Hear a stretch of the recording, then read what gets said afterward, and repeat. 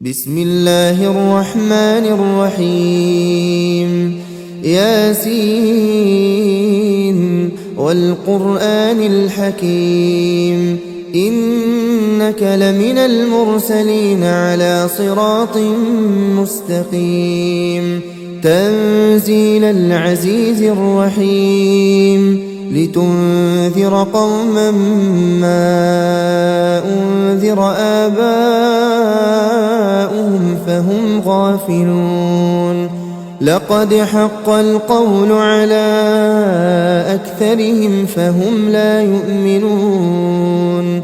إنا جعلنا في أعناقهم أغلالا فهي إلى الأذقان فهم مقمحون وجعلنا من بين أيديهم سدا ومن خلفهم سدا فأغشيناهم فهم لا يبصرون وسواء عليهم أأنذرتهم أم لم تنذرهم لا يؤمنون إنما تنذر من اتبع الذكر وخشي الرحمن بالغيب فبشره بمغفرة وأجر كريم إنا نحن نحيي الموتى ونكتب ما قدموا وآثارهم وكل شيء أحصيناه في إمام مبين واضرب لهم مثلا أصحاب القرية إذ جاءها المرسلون إذ أرسلنا إليهم اثنين فكذبوهما فعززنا بثالث فقالوا إنا إليكم مرسلون قالوا ما أنتم إلا بشر مثلنا وما أنزل الرحمن من شيء إن أنتم إلا تكذبون قالوا ربنا يعلم إنا إليكم لمرسلون وما علينا إلا البلاغ المبين قالوا إنا تطيرنا بكم لئن لم تنتهوا لنرجمنكم وليمسنكم منا عذاب أليم قالوا طائركم معكم أئن ذكرتم بل أنتم قوم مسرفون وجاء من أقصى المدينة رجل يسعى قال يا قوم اتبعوا المرسلين اتبعوا من لا يسألكم أجرا وهم مهتدون وما لي لا أعبد الذي فطرني وإليه ترجعون أأتخذ من دونه آلهة إن يردني الرحمن بضر لا تغن عني شفاعتهم شيئا ولا ينقذون إني إذا لفي ضلال مبين إني آمنت بربكم فاسمعون قيل ادخل الجنة قال يا ليت قومي يعلمون بما غفر لي ربي وجعلني من المكرمين وما أنزلنا على قومه من بعده من جند من السماء وما كنا منزلين إن كانت إلا صيحة واحدة فإذا هم خامدون يا حسرة على العباد ما يأتيهم من رسول إلا كانوا به يستهزئون ألم يروا كم أهلكنا قبلهم من القرون أنهم إليهم لا يرجعون وإن كل لما جميع لدينا محضرون وآية لهم الأرض الميتة أحييناها وأخرجنا منها حبا فمنه يأكلون وجعلنا فيها جنات من نخيل وأعناب وفجرنا فيها من العيون ليأكلوا من ثمره وما عملته أيديهم أفلا يشكرون سبحان الذي خلق الأزواج كلها مما تنبت الأرض ومن أنفسهم ومما لا يعلمون وآية لهم الليل نسلخ منه النهار فإذا هم مظلمون والشمس تجري لمستقر لها ذلك تقدير العزيز العليم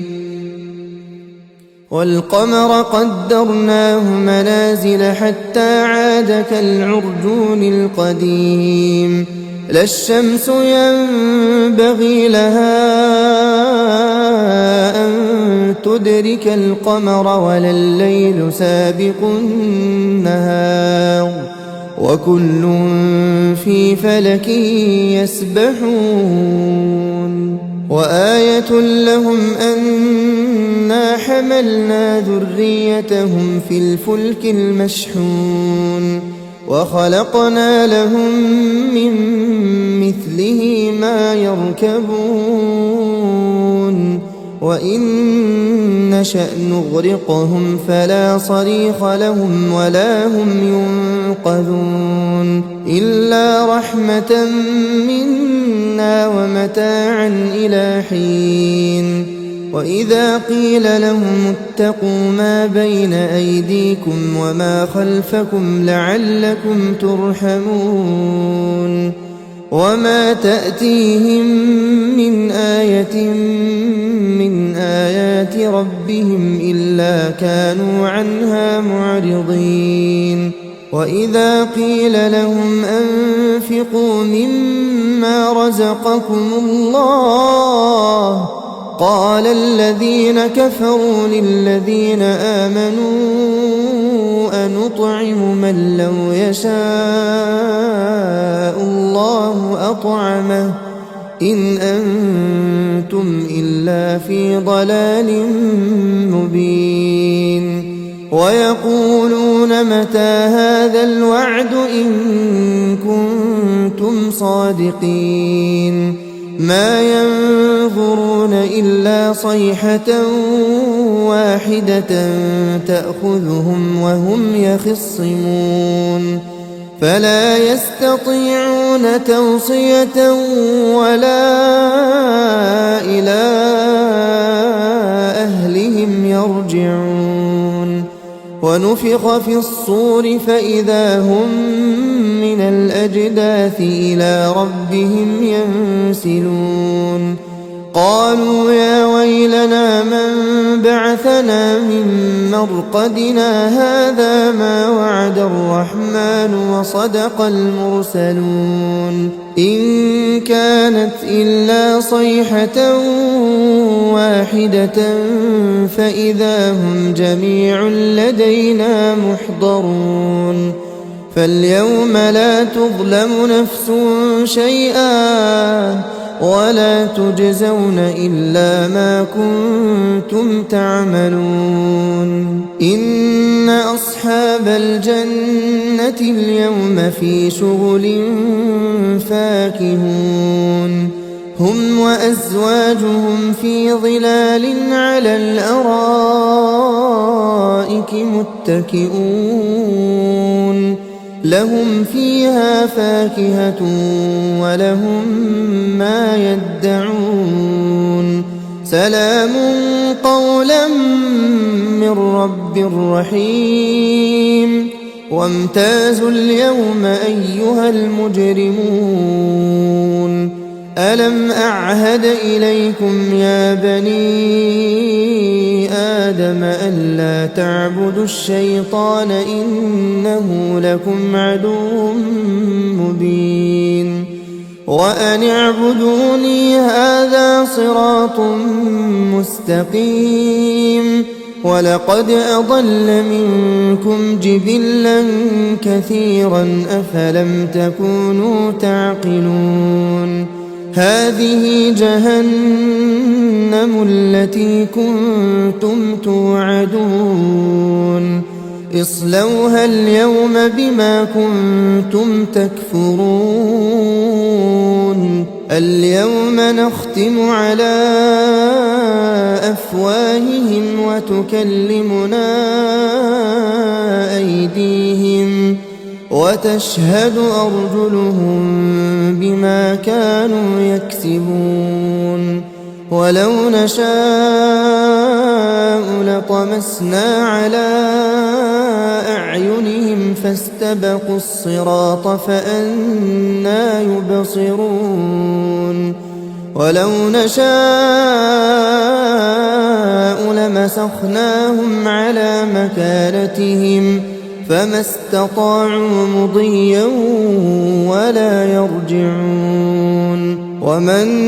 نعمره ننكسه في الخلق أفلا يعقلون وما علمناه الشعر وما ينبغي له إن هو إلا ذكر وقرآن مبين لينذر من كان حيا ويحق القول على الكافرين أولم يروا أنا خلقنا لهم مما عملت أيدينا أنعاما فهم لها مالكون وذللناها لهم فمنها ركوبهم ومنها يأكلون ولهم فيها منافع ومشارب أفلا يشكرون واتخذوا من دون الله آلهة لعلهم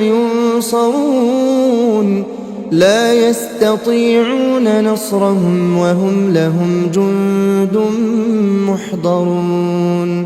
فلا يحزنك قولهم إنا نعلم ما يسرون وما يعلنون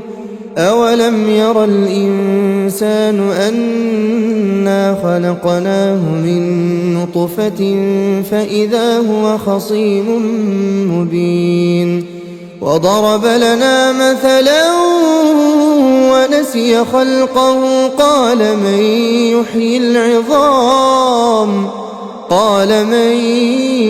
يحيي العظام وهي رميم قل يحييها الذي أنشأها أول مرة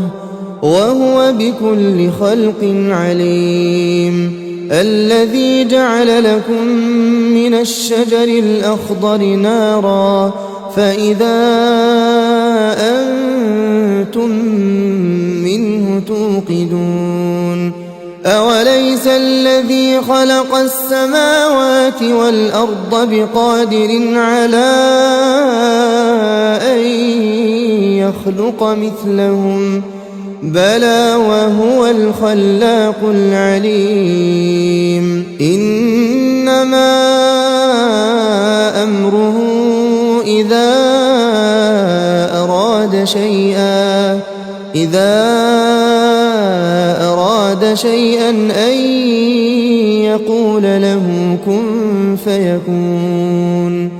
فسبحان الذي بيده ملكوت كل شيء وإليه ترجعون. بسم الله الرحمن الرحيم. الرحمن علم القرآن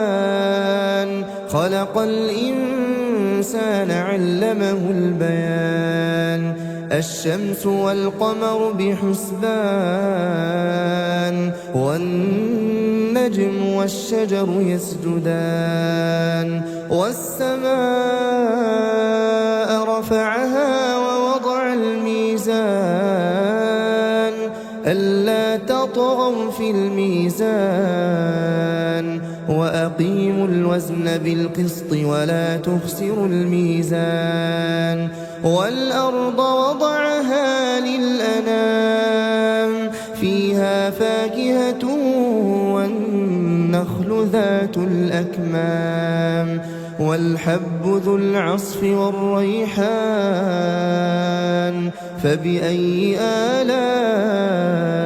ربكما تكذبان خلق الإنسان من صلصال كالفخار وخلق الجان من مارج من نار فبأي آلاء ربكما تكذبان رب المشرقين ورب المغربين فبأي آلاء ربكما تكذبان مرج البحرين يلتقيان بينهما برزخ لا يبغيان فبأي آلاء ربكما تكذبان يخرج منهما اللؤلؤ والمرجان فبأي آلاء ربكما تكذبان وله الجوار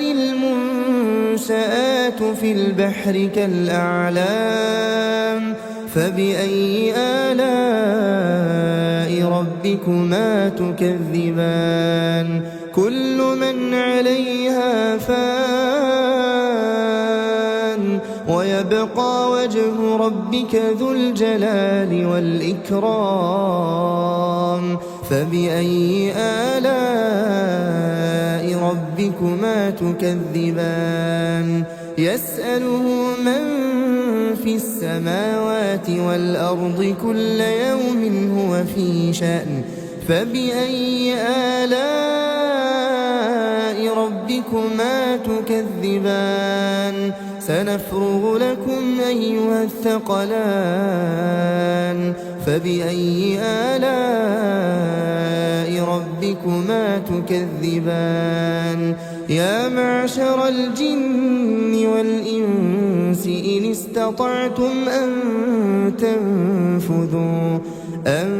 تنفذوا من أقطار السماوات والأرض فانفذوا لا تنفذون إلا بسلطان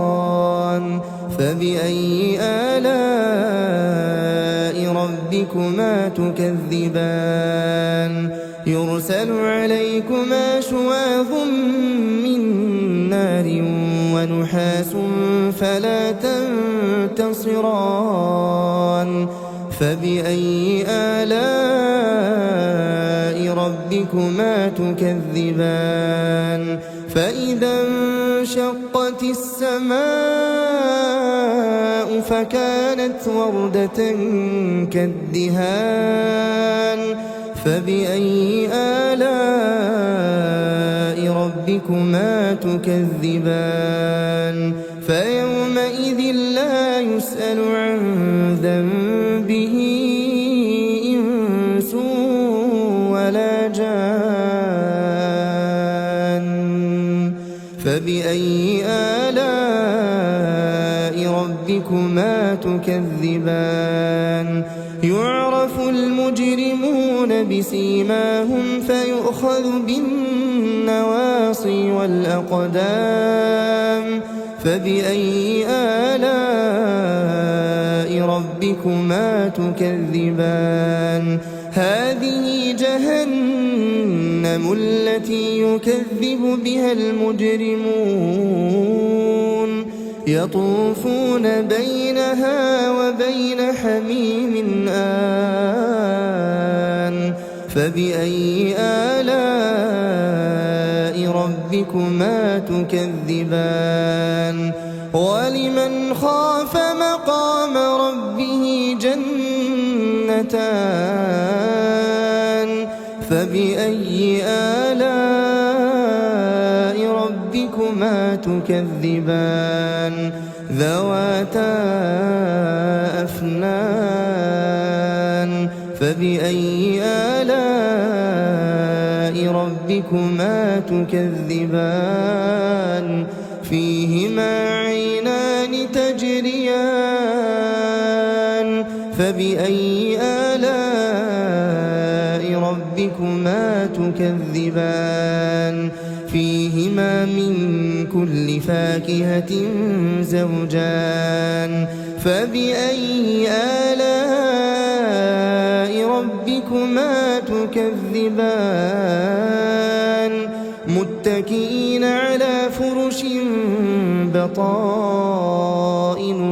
من استبرق وجنى الجنتين دان فبأي آلاء ربكما تكذبان فيهن قاصرات الطرف لم يطمثهن إنس قبلهم ولا جان فبأي آلاء ربكما تكذبان كأنهن الياقوت والمرجان فبأي آلاء ربكما تكذبان هل جزاء الإحسان إلا الإحسان فبأي آلاء ربكما تكذبان ومن دونهما جنتان فبأي آلاء ربكما تكذبان مدهامتان فبأي آلاء ربكما تكذبان فيهما عينان نضاختان فبأي آلاء ربكما تكذبان فيهما فاكهة ونخل ورمان فبأي آلاء ربكما تكذبان فيهن خيرات حسان فبأي آلاء ربكما تكذبان حور مقصورات في الخيام فبأي آلاء ربكما تكذبان لم يطمثهن إنس قبلهم ولا جان فبأي آلاء ربكما تكذبان متكئين على رفرف خضر وعبقري حسان فبأي آلاء ربكما تكذبان تبارك اسم ربك ذي الجلال والإكرام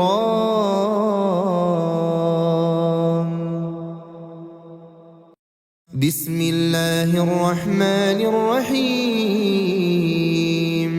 إذا وقعت الواقعة ليس لوقعتها كاذبة خافضة رافعة إذا رجت الأرض رجا وبست الجبال بسا فكانت هباء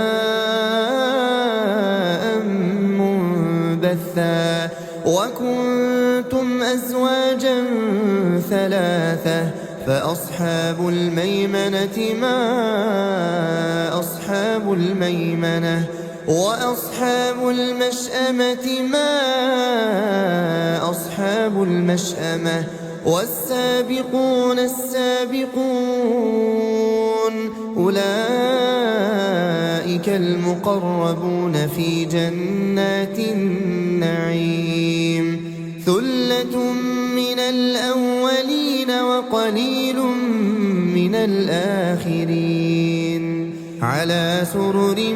موضونة متكئين عليها متقابلين يطوف عليهم ولدان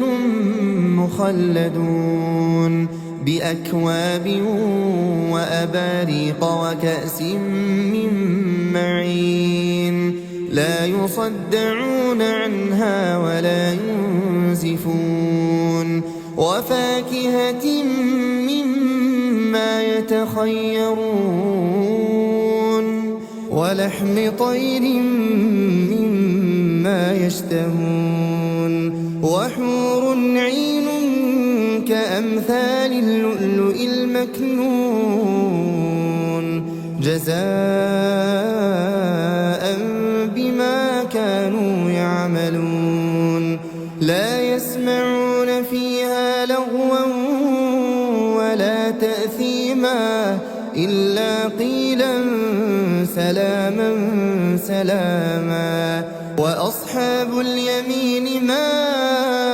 أصحاب اليمين في سدر مخضود وطلح منضود وظل ممدود وماء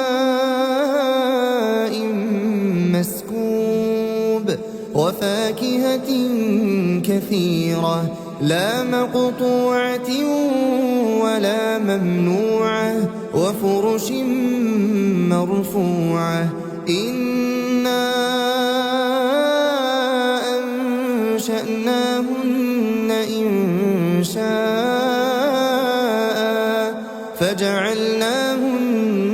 أبكارا عربا أترابا لأصحاب اليمين ثلة من الأولين وثلة من الآخرين وأصحاب الشمال ما أصحاب الشمال في سموم وحميم وظل من يحموم لا بارد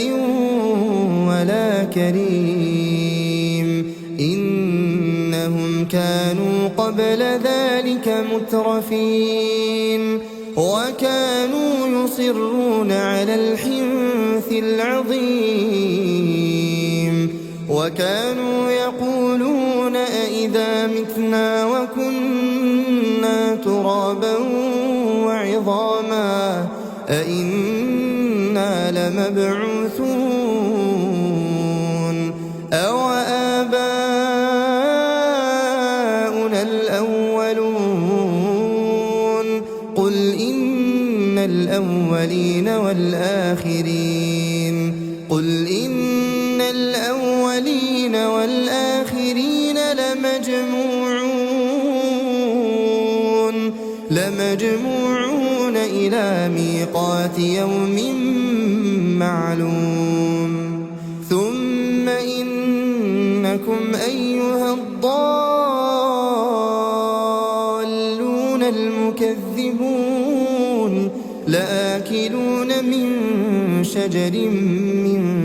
زقوم فمالئون منها البطون فشاربون عليه من الحميم فشاربون شرب الهيم هذا نزلهم يوم الدين نحن خلقناكم فلولا تصدقون أفرأيتم ما تمنون أأنتم تخلقونه أم نحن الخالقون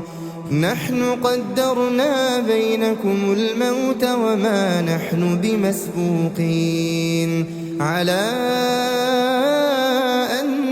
نبدل أمثالكم وننشئكم فيما لا تعلمون ولقد علمتم النشأة الأولى فلولا تذكرون أفرأيتم ما تحرثون أأنتم تزرعونه أم نحن الزارعون لو نشاء لجعلناه حطاما فظلتم تفكهون إنا لمغرمون بل نحن محرومون أفرأيتم الماء الذي تشربون أأنتم أنزلتموه من المزن أم نحن المنزلون لو نشاء جعلناه أجاجا فلولا تشكرون أفرأيتم النار التي تورون أأنتم أنشأتم شجرتها أم نحن المنشئون نحن جعلناها تذكرة ومتاعا للمقوين فسبح باسم ربك العظيم فلا أقسم بمواقع النجوم وإنه لقسم لو تعلمون عظيم إنه لقرآن كريم في كتاب مكنون لا يمسه إلا المطهرون تنزيل من رب العالمين أفبهذا الحديث أنتم مدهنون وتجعلون رزقكم أنكم تكذبون فلولا إذا بلغت الحلقوم وأنتم حينئذ تنظرون ونحن أقرب إليه منكم ولكن لا تبصرون فلولا إن كنتم غير مدينين ترجعونها إن كنتم صادقين فأما إن كان من المقربين فروح وريحان وجنة نعيم وأما إن كان من أصحاب اليمين فسلام لك من أصحاب اليمين وأما إن كان من المكذبين الضالين فنزل من حميم وتصلية جحيم إن هذا لهو حق اليقين فسبح باسم ربك العظيم.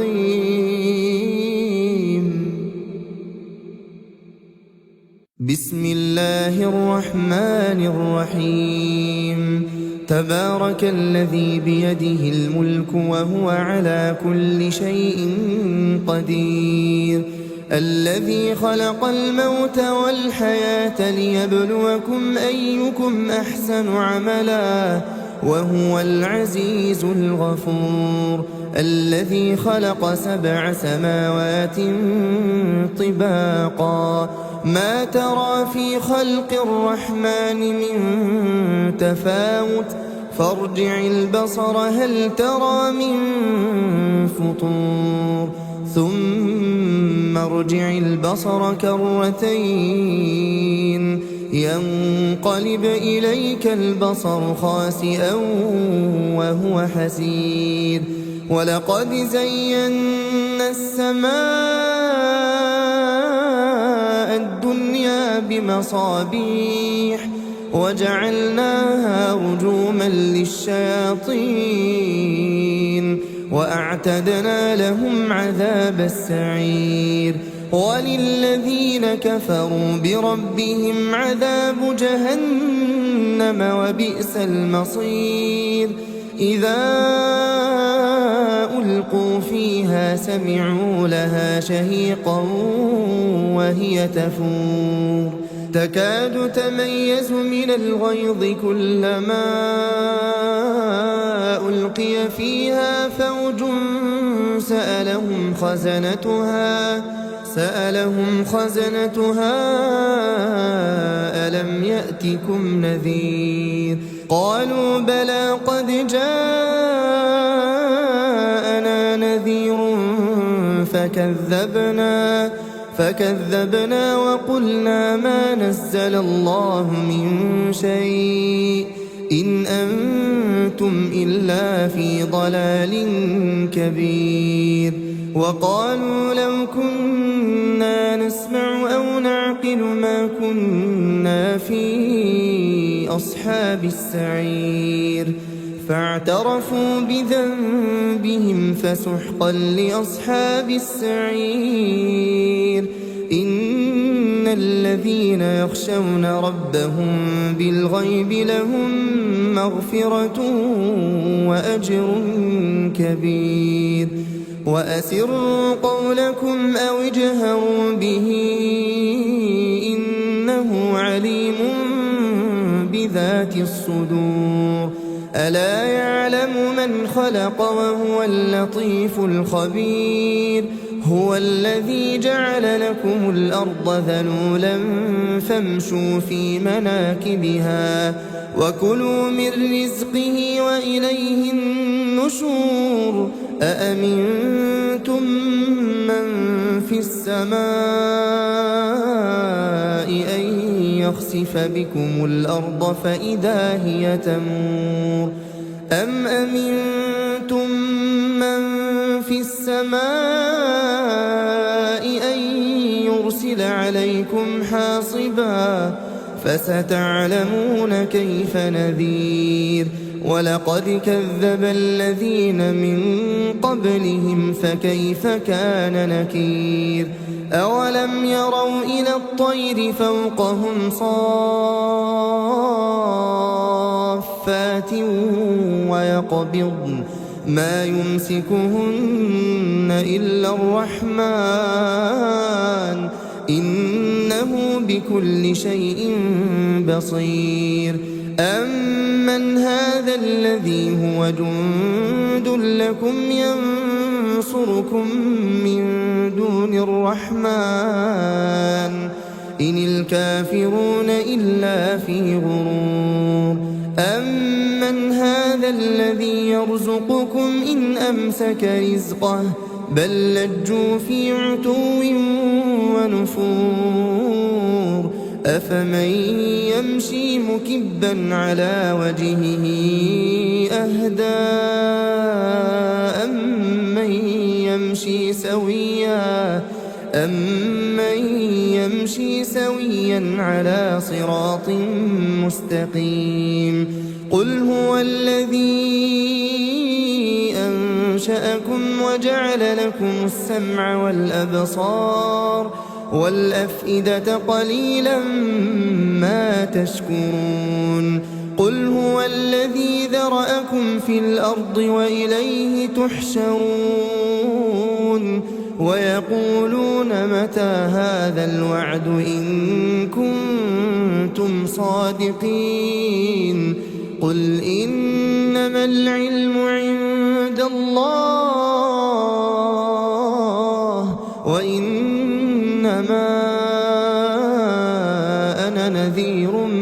مبين فلما رأوه زلفة سيئت وجوه الذين كفروا وقيل هذا الذي كنتم به تدعون قل أرأيتم إن أهلكني الله ومن معي أو رحمنا فمن